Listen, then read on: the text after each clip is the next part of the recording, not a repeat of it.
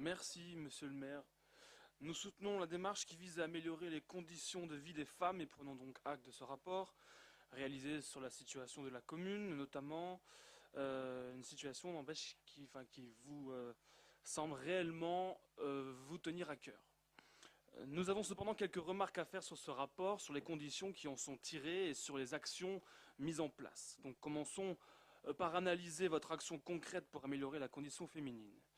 Et elle se situe essentiellement sur le terrain de la sensibilisation et de la prévention.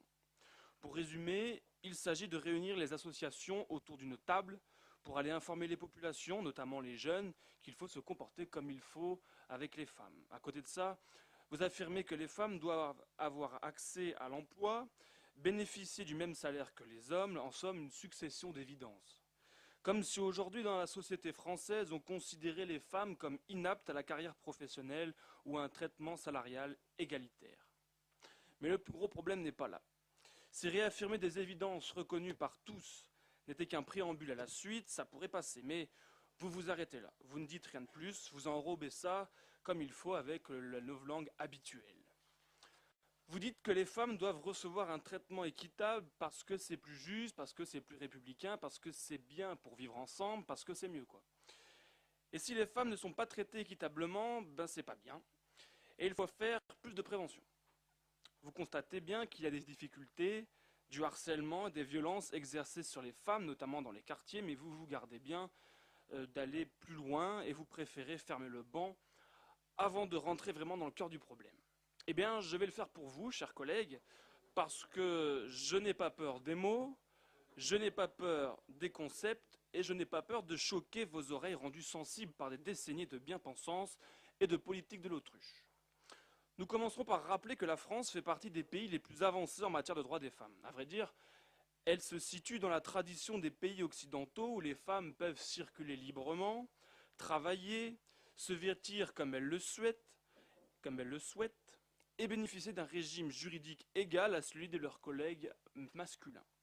Bien entendu, nous n'affirmons pas que tout est parfait, mais qu'il est bien difficile de trouver un pays où il fait mieux vivre pour les femmes que la France, et c'est une fierté dont nous nous réjouissons vraiment.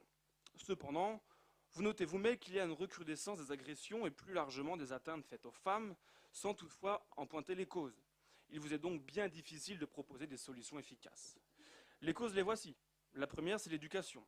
Les hommes qui se comportent mal avec les femmes ou les harcèlent le doivent en premier lieu à leur mauvaise éducation. Quand une personne n'a pas appris à un enfant à obéir à ses parents, et notamment à respecter sa mère, inutile d'attendre un comportement respectueux de sa part une fois qu'il sera devenu adulte.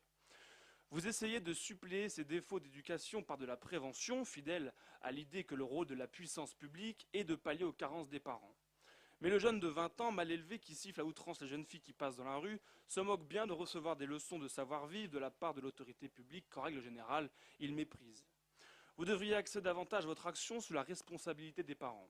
Vous en parlez peu, mais vous vous intéressez trop au jeune lui-même et pas suffisamment aux parents qui l'éduquent. La deuxième cause, c'est le laxisme judiciaire et l'insuffisance de la réponse pénale face aux crimes contre les femmes. Quand on voit qu'en 2016, les viols ont augmenté de 14%, c'est le Figaro en date du 9 janvier qui l'indique, et quand on sait que l'immense majorité de ces agressions ne font même pas l'objet d'une plainte, le travail à faire à ce niveau-là de la part du législateur comme des juges est considérable. La réponse passe donc également par un durcissement important de la législation pénale envers les crimes sexuels.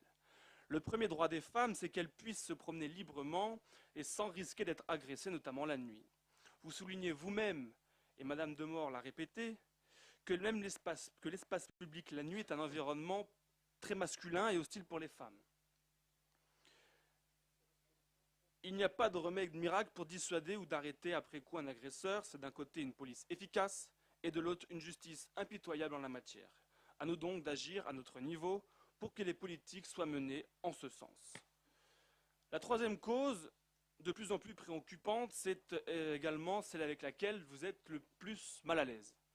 Si les quartiers deviennent, comme vous le soulignez bien, de plus en plus invivables pour les femmes, c'est également en raison de la montée du fondamentalisme islamiste.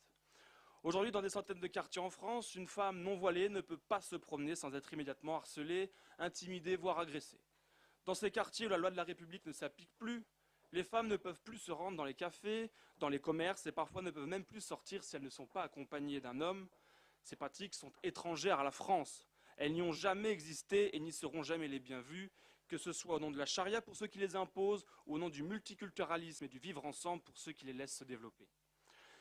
Même dans les temps les plus anciens, la femme gauloise, la femme gallo-romaine, puis la femme française a pu sortir de chez elle, faire ses courses, échanger avec ses voisins et rencontrer ses amis.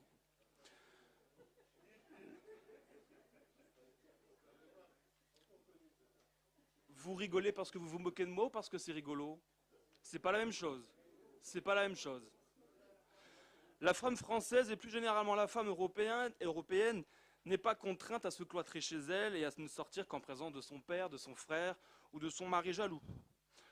Jamais les femmes n'ont été à ce point opprimées dans ce pays et sur ce continent et qu'il soit bien entendu qu'elles ne le seront jamais. Pour vraiment améliorer la condition féminine, il n'y a pas 36 solutions. Avant de s'occuper de la couleur, rose ou bleue des poupées et des cartables, avant de compter le nombre de mots masculins et féminins dans une phrase, il faut apprendre aux enfants et aux jeunes à respecter les femmes par l'éducation parentale, punir ceux qui s'en prennent à elles pour dissuader les autres de passer à l'acte et combattre fermement ces intrusions de cultures étrangères et néfastes qui sont une insulte à notre mode de vie. Pour le reste, notamment l'égalité salariale ou professionnelle, nous nous associons au consensus général sur ces sujets.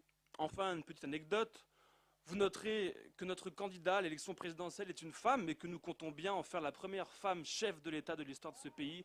Ce sera un magnifique symbole. Je vous remercie. Merci. D'autres remarques?